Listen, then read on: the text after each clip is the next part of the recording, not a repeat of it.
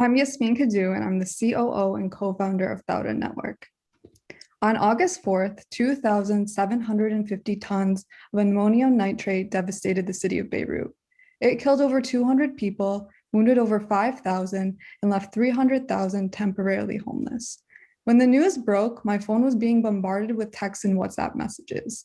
The most accurate and trusted information I was able to get on the blast was videos from WhatsApp sent by family in Lebanon, group chats with Lebanese friends that live all over, and dedicated social media accounts like the one you see on the slide.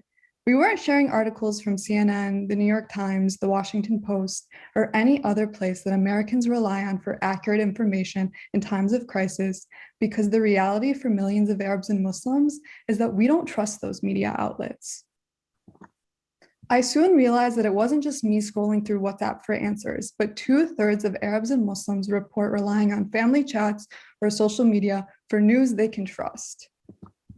Arabs and Muslims need an outlet where their identities are depicted authentically and where they can drive the conversation. Representation matters, and our audience is growing increasingly frustrated with being constantly spoken for.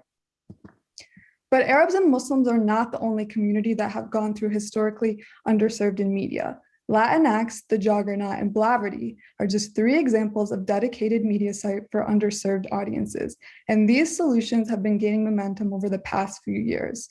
While this problem is not unique to our communities, our solution, Thawra, is. Thawra is building the most trusted network of news and lifestyle brands for Arabs and Muslims. In Arabic, Thawra means revolution, and our content transforms the way Arabs and Muslims engage socially and politically. Let's introduce you to our untapped and growing audience. Today, we have 6.2 million Arabs and Muslims living in the US, and that number is expected to double in less than 20 years. Arab Americans and Muslim Americans are also younger than the average American, and this is important because our target audience can consume our content for decades. And lastly, Arab and Muslim Americans have a higher capacity to spend given their higher than average household incomes. We've started our revolution through our online communities, digital print media, and broadcast media, and we plan to add several more brands to this multimedia empire in the next few years. Since spring 2020, we have expanded to 3 public brands, with our 4th in the making as we speak.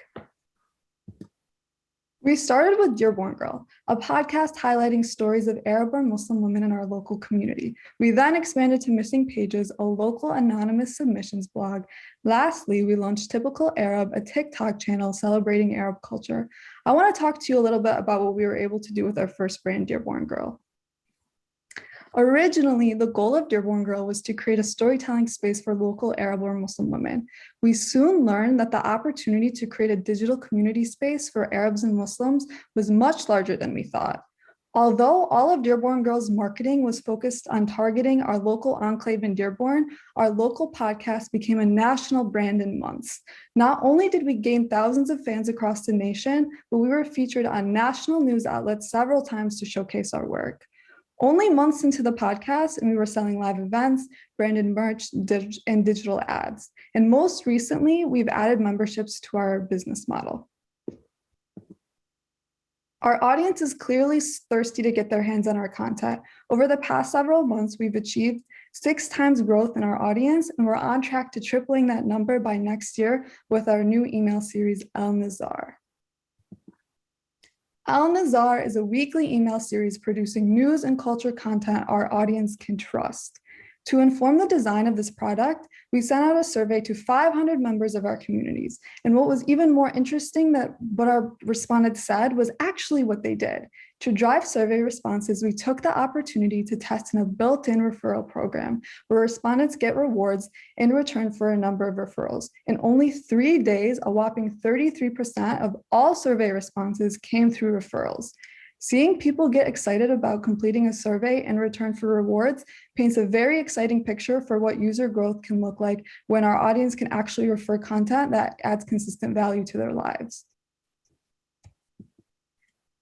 To meet our audience growth goals, we're going to learn from what we discovered through Dearborn Girl. In addition to more obvious marketing strategies like leveraging Facebook and Google Ads, we will acquire users by targeting other cultural enclaves like Dearborn, where word of mouth marketing is key.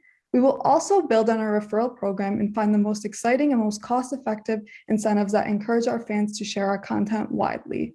Lastly, we plan to recruit cultural ambassadors from universities and organizations across the nation to champion our brand within their networks. We have a diversified monetization strategy, and as mentioned earlier, we are currently selling ads, event tickets, merch, memberships through Dearborn Girl. And by 2022, we will also add subscriptions and brand partnerships to the mix, with subscriptions counting as the biggest slice of this pie.